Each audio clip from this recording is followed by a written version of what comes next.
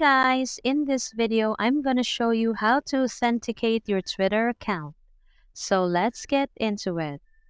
First of all, open your Twitter app. Tap your profile icon which you can see on the top left corner of the screen.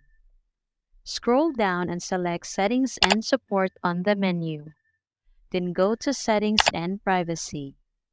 On the Settings page, choose Security and Account Access and then click Security. Click Two-Factor Authentication. There are three methods to choose from: text message, authentication app, or security key. Once enrolled, when you log into your account, you'll be prompted to provide the two-factor authentication method you used during your previous login along with your password. So that's all for this video, guys. If this video was helpful, please give us a like.